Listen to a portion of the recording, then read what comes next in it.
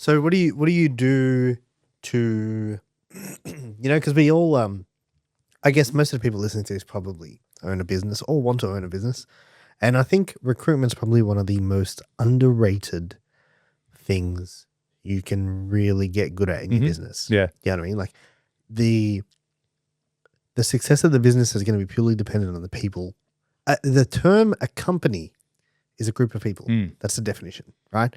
So, okay, you lose a good one. What's George Pastis's next steps? Yeah, great. Good question.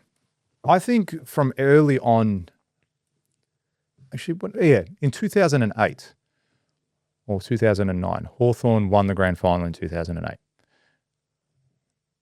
No, it was earlier than that. Let's say 2007. So Hawthorn won the grand final in 2007. At the time, Jeff Kennett was the president of the Hawks. And he came out and made a statement saying, we want, in the next 3 years, we want 50,000 members. We want 3 premierships. We want this. And he came up with a whole range of things. And he goes, we want to be a destination club as well, meaning we want to attract quality people to our organization. We want to attract quality players, quality admin, quality CEOs, GMs, presidents, coaches, everyone. We want to attract quality people. We want them to look at Hawthorn and go, I would love to work at an organization like Hawthorn. I looked at that, and this is before I owned a business. This is when I was working at Abbey Group. I looked at that and go, that's a fantastic way to look at business. He was treating the club like a business. And then when I started my own business, I had the same mindset with it. I said, I want to make Pascon a destination company. I want people to see me in the industry and be like, I would love to work for a company like Pascon. I would love to be here. So I then set out to make the company be that, to be a destination company. And as a result, I often get emails. Look, it won't be weekly, but say at least fortnightly from people saying, hey, are you hiring? We'd love to have an opportunity to come here and work and so on and so forth. And just recently I hired someone, an apprentice that reached out, had a chat with him, and he's starting work next week. But yeah, I think just by the way that we hold ourselves, we deliver projects, we're perceived in the industry. The stuff now that I'm doing at Builder Elite, people would be like me as an employee, if I was an employee and I saw there was someone out there like myself teaching builders, about who better to go and work for? Someone like that. So, the whole ecosystem of everything I'm doing, from the podcast to the business, to the construction companies, to consulting, to building brand, all that sort of stuff. And then the systems and processes we put here, the culture we have here, makes us a destination company. So I think if anyone in business today is in business, you should have a mindset of trying to become a destination company, because then you will always forever attract the right people to your organization. One of those employees, I'm rambling on, but one of those employees that worked for me, it was a friend of his said, hey, Pascon are hiring, really good company, you should apply. And he ended up getting the job. The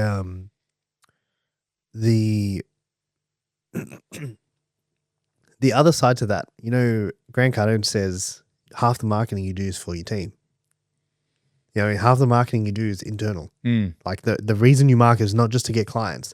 The reason you market is to showcase your business to your team and to yourself and to the people that can come in. And say, how good are we? Look at this. This is great. Dude, I look at it like this, right?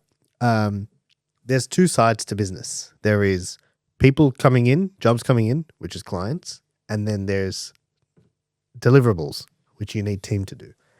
And I think you should always be filling both those pipelines. You know what I mean? You should always have a recruitment pipeline, actually, funnily enough. And we're talking about this subject because we're both currently doing in the process of this at the moment. And I've got my team now building careers pages on every website. And I'm like, hey, why are we not making it easy for people to engage with us for this? So what's a career page? A page on the website that says, if you want to work with us, careers. Fantastic. Yeah, you want to work with us? Cool. Put in an application. Tell us what you can do. Submit your CV. And if we've got something or we can make something, we'll get in touch. That's cool. It's like, why would I not start building that pipeline now? Can you do that for me too? Sure. Thanks, OCD. Hey, Claude. Shit. I will set the task for you by the end of the podcast. By the end of the podcast, it'll be done. It'll be done. Hey, as silly as that sounds, it's not. As silly as that sounds, guys, this is a topic for another day, but You fucking watch. Speaking to your mate, say, hey, just in a podcast with George, get this done, update his website, do X, Y, Z. And then we get out of the podcast, I jump on pascon.com.au and there's a career page there. That's real. It's fucking not fake. It's very real. But yeah, that's another thing. And I'm like, okay, cool. Like not only, okay, we've got a healthy, client lead flow. Mm-hmm. That's great. But like we need to service the other side of the business. You know what I mean? There is no business, unless you got like a software business or you do, automations or AI and stuff. And yes, AI is going to replace some of the employee element for deliverables. Yes.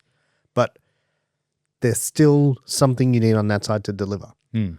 And it's probably not at the point yet that it can completely manage deliverables end to end.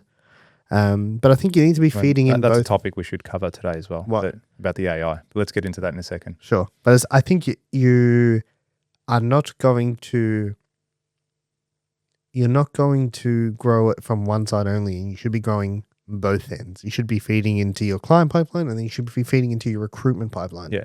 Even if you don't hire someone today, like and you have the conversation today and it's like maintain the relationship. Like that's a hot lead. Yes. Someone that you know is a gun in your industry. 100%. Yeah, like maintain the relationships. Keep in touch with them. Send them a message every now and again. It's a job. Yeah. Don't get me wrong. That's why there's recruiters. Yeah, that's exactly right. Because it's a fucking job. Yeah, it's a pain. Yeah. And you're employing them for their service to cut the shit ultimately because so you're applying for a role now, you're getting applications for a role and you got 70 to 100 people that have applied and you're like, you got to sit there and go through that. Whereas a recruiter might cut it down to 10 and say, here, we've had 100, but here's 10 that you need to look at. Yeah, a good recruiter. That's right. Yeah. That's right. The other side to that is like, if you can market well and you can recruit well, you can grow a business pretty significantly. Yeah. Like the operations element, whilst it's still important, I would dare say that the people who own the biggest building companies aren't the best builders. You're fucking bang on. Do you get what I'm saying? Yeah. Because building a business is not building a House or a property. You know what I mean? And it's about understanding the things that you're actually building and saying, okay, cool, we need a marketing strategy. We need a way to sell them. We need a deliverable. We need recruitment. And we need to market and manage this whole thing so it doesn't burn down. Well, that's the other thing. Yeah. So it's one thing getting the people in, but you touched on it before, just keeping your options open. There's definitely people out in the industry that you're going to connect with and go, hey, that guy might be a gun. That guy could be cool in the future. And we've done that recently. We've got projects in the pipeline. We've got things happening here and there. And my GM was saying, he was speaking with a carpenter who's currently working with another carpentry company. And he's like, hey, I go toward, he's a gun. This guy's a really good carpenter, really good at what he does. And he's looking to step into more of a senior role. And Simon had a chat with him, said, hey, we might be looking in the second half of this year for someone to join the team. We've got some projects that are likely to land. Are you interested? He goes, yeah, fucking oath. I said, all right, cool. We'll be in touch. So you've got someone who's worked for your company as a contractor before, really good, knows the team, does the things here and there, and presented with an opportunity. It may mean nothing. He could go get a job somewhere else and go and get a supervisor's role before then. But you've got the option there and you're exploring that and you're looking at growing your team. So yeah, I think that's a massive thing. Poaching is not a bad thing. People see it as taboo and it's not a good thing to do. I will poach any motherfucker that I think is great for the team. And I did that recently. I went and poached, but anyway, it fell through. I won't go into the details, but it fell through. But I had no shame. The director called me, the boss of the company called me up saying, oh, you're doing this? Yeah, look, fair game, mate. Oh, they called you up? Yeah, I had the chat with him. I won't go into it, but because come on, touchy. Name and shame. Fuck 'em. No, so they were effectively trying to source a fee for his services, right? Because I've poached him from their company. It was like, oh, well, you need to give us 12 grand because you've poached him through our company. I said, no, I've never had an agreement with you in place. I go, that's his decision if he wants to come here. I haven't signed anything to say I'm going to give you X amount of dollars if I take one of your employees. So I go, why would I do that? And I go, I'm not giving it to you. Now, it ended up that he had an agreement with the company about that. So I said, mate, you've got to do what you got to do, but the position's there. If you want it, I'll go into bat. I don't care. If he wants to come and at me and say, you shouldn't do that, or you owe me money. I said, no, I don't. I haven't signed anything. Piss off. Anyway, that fell through. That's fine. But I unapologetically will poach someone from another company if I think they're good. And I think that's just business. Like, that's not anything personal. I'm not trying to be detrimental to you and your company. I'm just trying to get the best people involved at the organization. If you like that clip and you want to watch another one, click just over here. And if you want to watch the full episode, click just over here. Don't forget to subscribe to the channel, and thanks for watching.